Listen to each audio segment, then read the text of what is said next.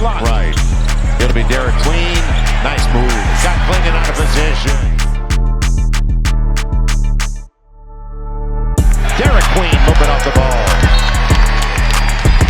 But Right. he doesn't rush me.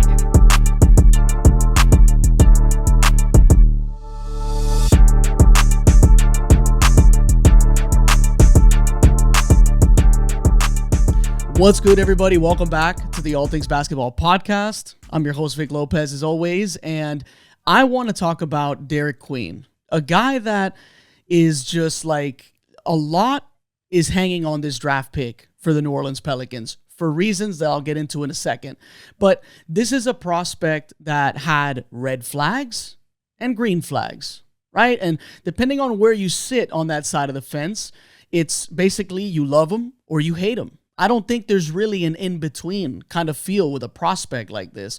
There's people on one side saying because of his flaws, which obviously hang on the defensive end and shooting, that's where people think he's not going to translate well to the NBA, or at least, picking him so high in the draft and risking all of this for a player that may not fit is just a major gamble in a lot of people's minds.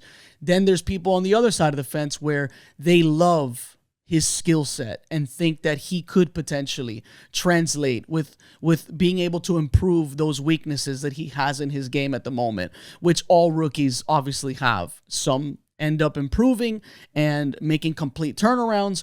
Others just end up being who they are, and you kind of end up swinging and missing in the draft. I want to move as quickly as possible with this podcast because there's a lot.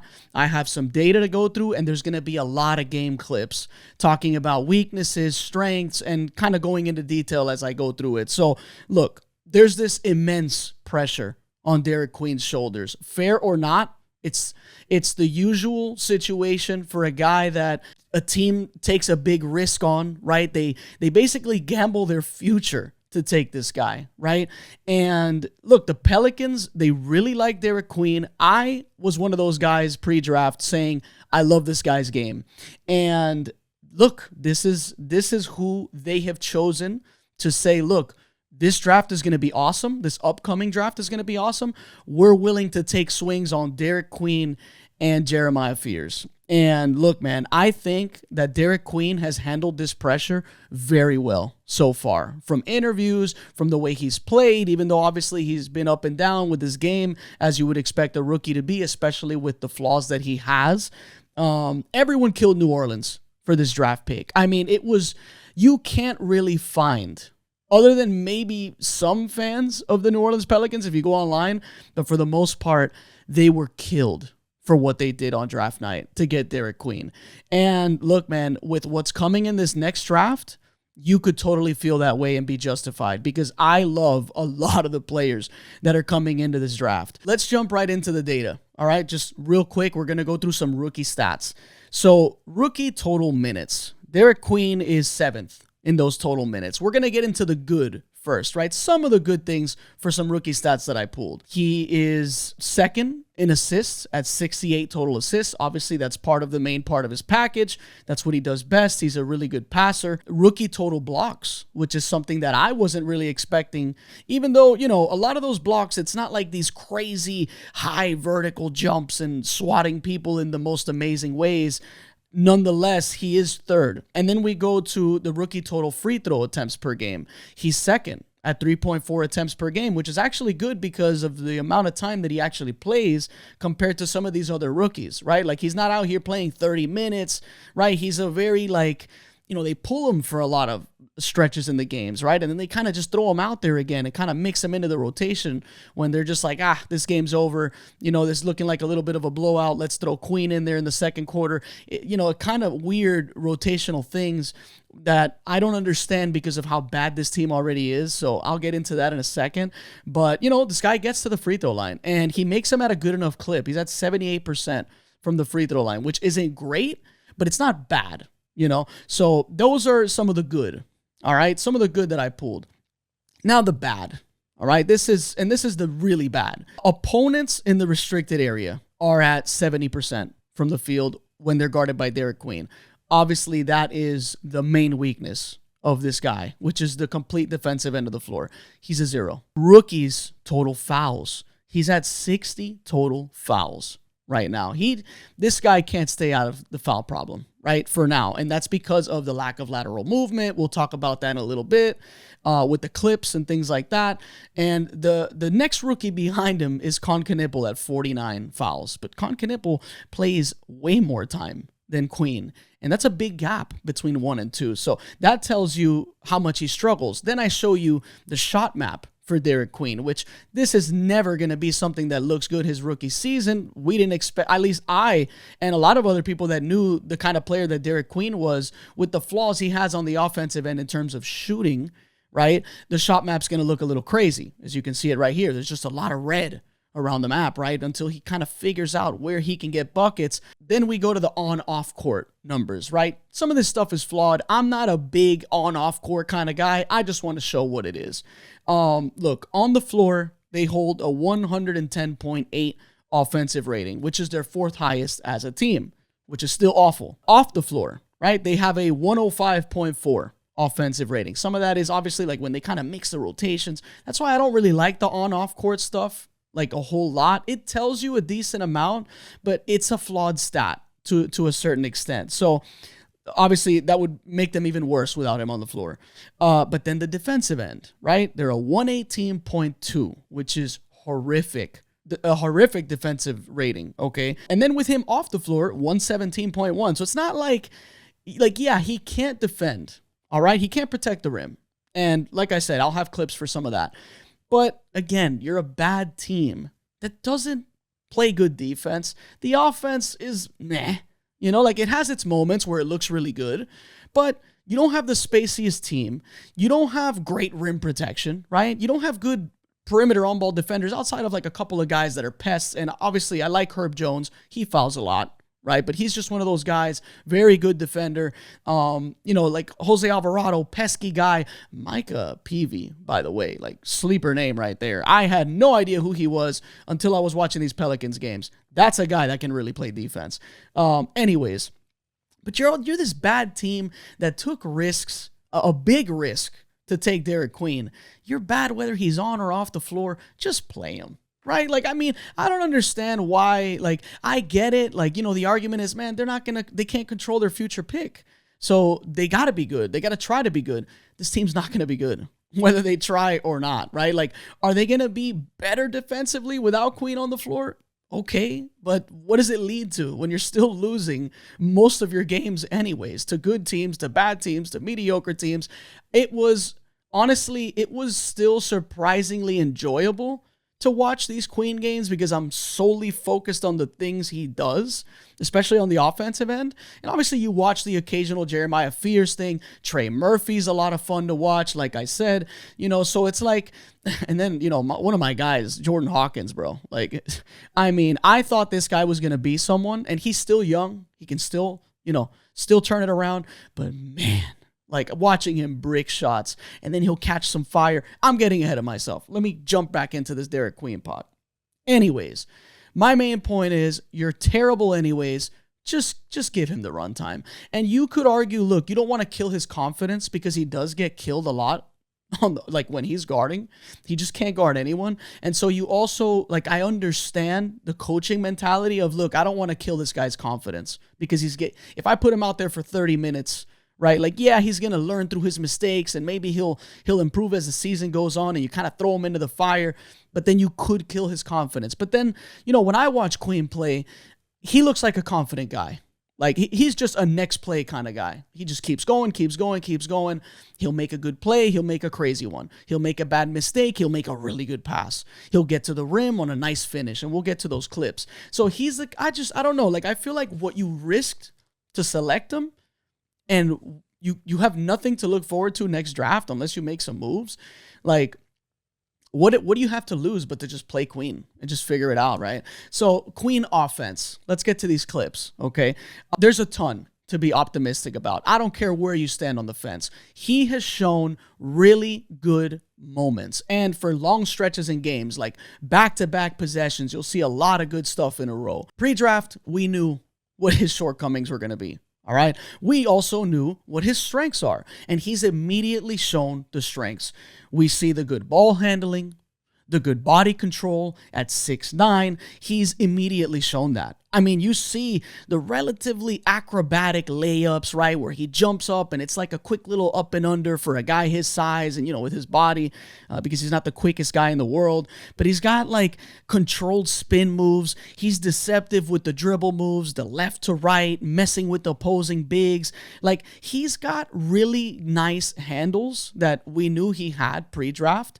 And at the position he's going to be playing in the NBA and the kind of matchups that are going to be on him, right? Like maybe some wings to bother him, but for the most part, like there's going to be a lot of bigs on him that are going to drop away from him, obviously defensively because he can't shoot yet. But when he puts together an array of dribble moves, right, making his way to the basket, and he's kind of like shifty in a sense for his size, he does get by these bigs and he puts them in really uncomfortable positions because they're kind of just giving him a head of steam when he's getting momentum on the way down to the paint, and he shows control, right? So like there's a lot of nice scoring moments by Derik Queen because of that, kind of guard-esque play style that he has at the size that he plays with. So, he's also a really big body, and that is very useful. And it's been really useful for the screening actions, like when he's playing in chase actions, when he's in those dribble handoffs, when he's just in standard pick and rolls where he's flipping screens, or even when he's just standing around and the guy's just using him as an obstacle, like his teammate. And that defender's got to like really cover a lot of ground to get around him, to get under him. If they try to go through him, it's kind of like a bump because he's pretty wide. And, all of a sudden that becomes a very useful screen, right? Whether or not they find him. Because look, he's, like I said, he's this big obstacle that causes a lot of separation for those ball handlers, right? To either score or find those gaps. And look, they're either going to use him to get shots in the paint or to get those paint touches from like those guards penetrating, or they're going to find him on the roll, right? Because he causes that separation. He catches, he's either going to make that extra pass or he's going to try to finish around the rim or draw a foul and make the free throws. And even if they don't feed him on the roll, like there's situations where he just like, he ghosts the screen, right? And all of a sudden there's two on the ball. He's completely free at the free throw line and he pulls a tag man and then they kick it to someone else. And then that gets kind of the snowball effect, right? Like that kind of gets things rolling, even if he doesn't have the ball in his hands per se, but he is part of that action and he causes those collapses. So he is very useful in a lot of different scenarios, even though he can't shoot the ball yet. So that makes you optimistic because you're thinking, all right, if he can just become a decent shooter, right, whether that's from catch and shoots alone, he's going to be very productive on the offensive end. And he's already been really productive, even with the mistakes that come with his play style. So like, look, one of his standout skills, obviously, is the passing ability. And you can see from some of these clips, like he can catch it pretty much anywhere. Outside of the three-point line, at half court. If he catches a rebound, he can bring it up in transition. And yeah, that comes with some sloppy situations where there's just better defensive guards out there that can really, pick his pocket. But I see a lot of moments where he's very comfortable with the ball pressure and he will challenge it. And he'll use spin moves. He'll use his body to protect the ball and bump guys out of the way. He's got behind the back dribble moves that he's very quick with, kind of baiting one way to get a defender to think he can steal it from him because he's relatively slow. And he could just bring it back behind the back or change direction. And all of a sudden he's got this advantage now, because he just got by the guy that's pressuring him.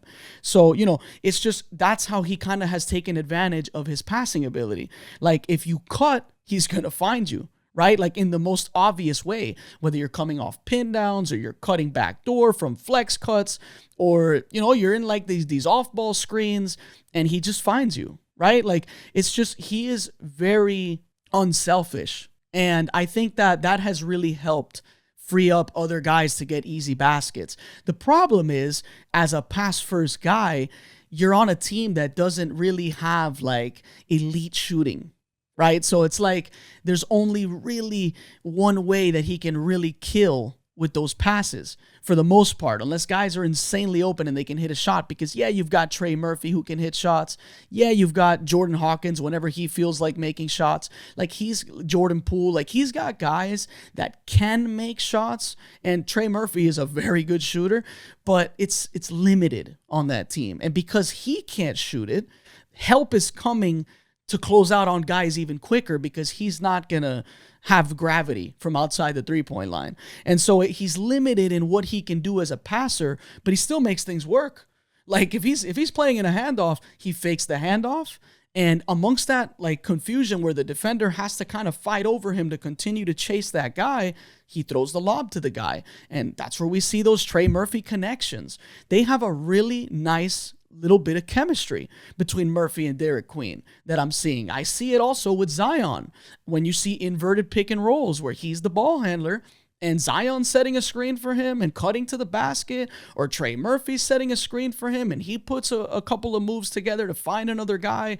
And all of a sudden, this is a very like, dare I say, Şengün-ish kind of scenario where we have a non-shooter who's not very fast and you know, his main way to kill you is inside, even though he's not this like incredibly elite finisher at the rim yet. But that's kind of like when you look at kind of the way he wants to help a team, it's like back to the basket, look for passes, and just immediate catch and look for teammates, scanning the floor. You know, it's very similar to Şengün early on. Obviously, Şengün was a much more polished post player right now, and even when he came into the league. But, you know, I see a lot of good things from Derik Queen that I think, like, you know, you should still be optimistic because some of those passes are really nice, honestly. I mean, I went back after watching all of these games to just look at straight assist clips and, like, using Synergy on NBA.com. And even though I already saw these passes before, I'm looking at them again like, man, this guy can pass. You know, and I fall in love with players that they have size and they have passing ability like that. It's pinpoint, it's on target, it's deceptive, it's right when you need it, and it's fun to watch, you know. And I'm biased when it comes to players like that. So, you know, that's why I'm more on the fence of I'm pro Derik Queen.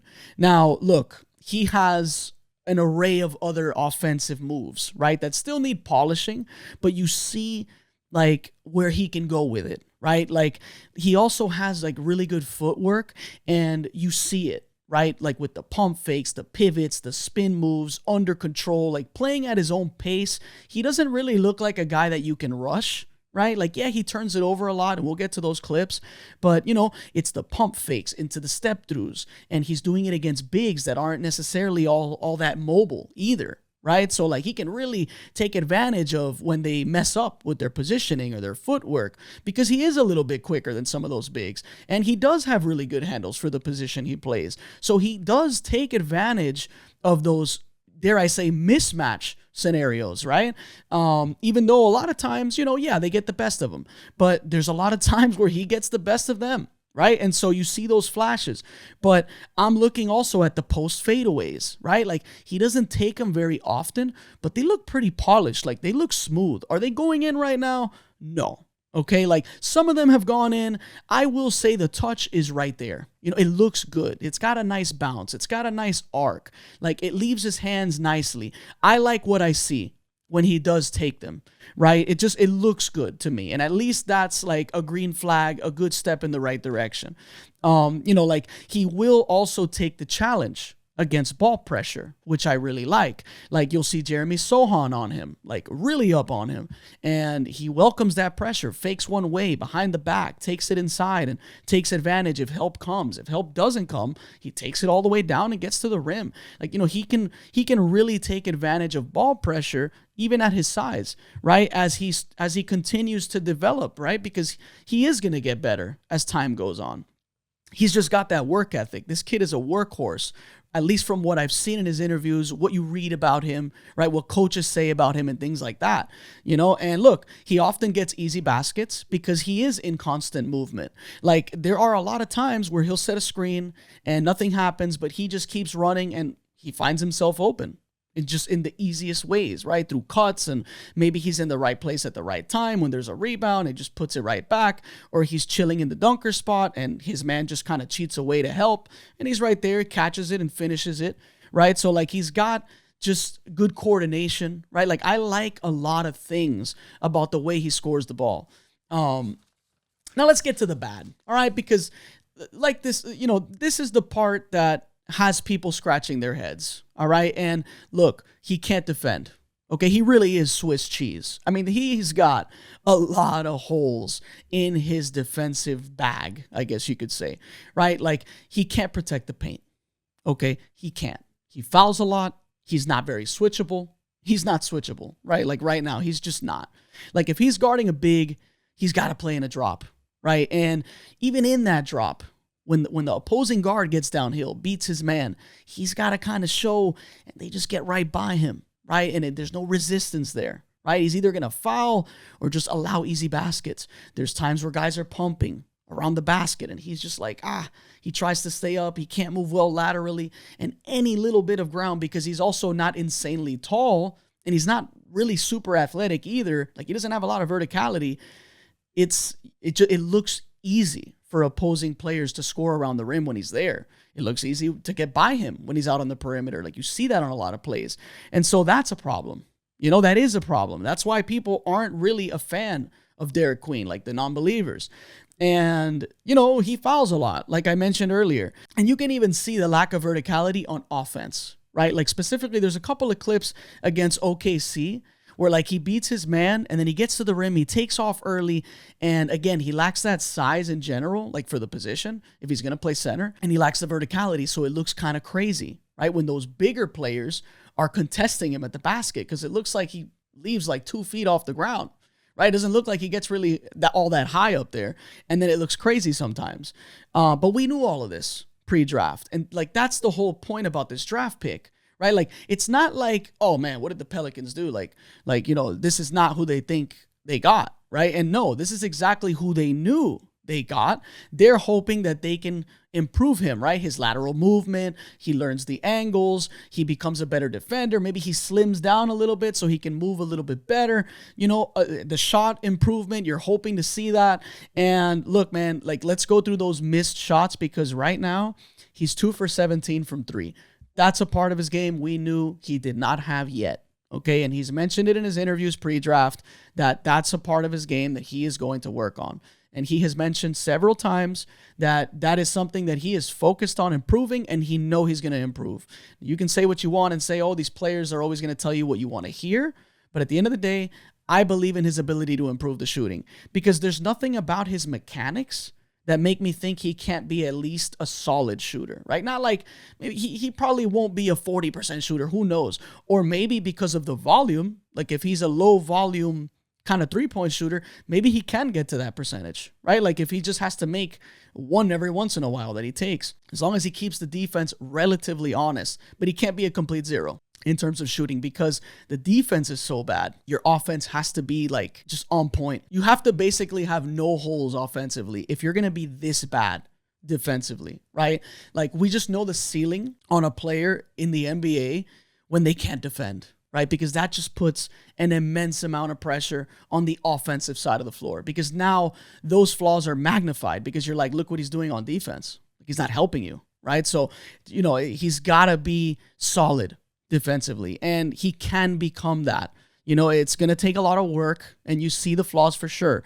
Now, here's the thing, right? Like, he needs a rim protector beside him.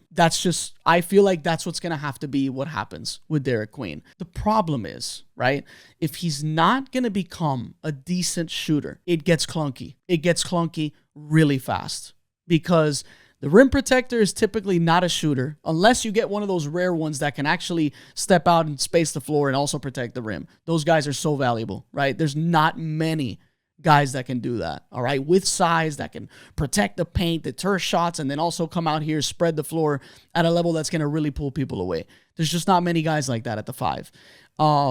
And look, if he doesn't have that and he can't shoot, he can't be your 5. I mean, that is just facts. He cannot be your center if this is what he's going to be at center, because you're never going to protect the paint. There's never going to be enough resistance. Your offense is never going to be good enough to outlast how bad this is defensively. Right now, my thing is, luckily for him, the league is going in a bigger direction, right? Like literally, teams are starting to play double bigs again, right? And obviously, you get one that can space, the other one to protect the rim. That same kind of theory, right? So like, he's in a place where he was drafted at the right time, in my opinion. Like if this guy was drafted like 5 years ago, where the league's going small and, you know, you can't really play non-shooters, one at most, he's in a very sticky situation. I don't even think he goes lottery 5 years ago, to be honest with you. But now that the league is kind of like, you know what, Chet Holmgren, Hartenstein, front line. You got obviously Wemby, just a front line of his own with Cornette and things like that. You know, you got the Cavs with Jared Allen and Evan Mobley. You know, the Magic are big, right, in general. It's just, you know, the Khalil Ware, Bam Adebayo kind of combo that you're seeing at times. It's like the league is going big again. And this is a prime position for a guy to hopefully take advantage of those opposing bigs. So, you know, he is coming in at a time where he makes sense, in my opinion. All right, you can disagree with it if you want. So now let's get to the turnovers before I end this video, right? Because look, he's a pass-first guy. Pass-first players, it takes a lot of adjusting to the league, right? There's better defenders, there's more size. The schemes on defense are smarter. When there's a scouting report out there, these are just some advanced coaches, right? And defensive strategies that will take away what you're good at, right? And look, you are easy to guard when we know that you're going to do two things with the ball in your hand. You're going to pass or you're going to dribble drive. Those are the only two things that Derik Queen is doing right now, right? Aside from screening. But when the ball's in his hands, it's very predictable. Like all you have to do is kind of face guard everybody, and all of a sudden you just hope he's not going to beat you one-on-one. And for now, he can do it if he's getting a nice little drive to the basket and it's like a one-on-one scenario. He's got good chances of finishing that play. But if everyone gets plugged, on top of the fact that he's not on this like incredibly spacey team, it becomes a lot easier to defend the Pelicans. And that's the problem, right? And nonetheless, he still finds cutters right on time, like I was showing in those clips, and he does suffer from analysis paralysis. I forgot where I heard that term. It was an incredible term. I don't remember where I heard it, what broadcaster said it, or analyst, and it's basically like he spends a lot of possessions scanning the floor and thinking for long periods, like so long that a defender will come and poke it away and steal it like right in front of his eyes because he's stuck analyzing, kind of reading the floor, right? And like some of those plays look a little crazy. But all in all, I am very optimistic about Derik Queen. I think this guy can really play. I think he's got all the tools he needs to become a really good player. You know, does he live up to what they ended up trading for him? We won't know that until obviously this draft class that they passed up on essentially for the lottery, right? Or first round, whatever it is that they've taken away from themselves in taking this pick. And, you know, so there's still going to be time left to figure that out, right? To see if that was the move. And the Pelicans are just a really bad team. They've got good players. And this team is rough, you know, because you're thinking Yves Missi, I like him, but you know, it's a cluttered situation. You got Zion who can't shoot. Yves Missi's not going to shoot. Herb Jones, my God, he tries his best. I love Herb Jones, but he can't really shoot it. He'll make it if he's wide open. He'll catch fire sometimes, but we know he's a non-shooter considered on the scouting report. He's a guy you close out late on. You know, Jose Alvarado, he'll make them, you know, but you live with what he does outside, right? And it's just all of a sudden you've got a lot of non-shooters on the roster in your lineup out there on the court. And it just becomes a really ugly and sticky situation where they're also not defending well in general. So, you know, Pelicans are in a kind of tough spot, but this was about Derik Queen, and I am positive that he is going to be a damn good draft pick. And time will tell what he becomes. Thanks for watching this video. This is the All Things Basketball Podcast. I'm your host, Vic Lopez, as always, and I'll catch you guys on the next one.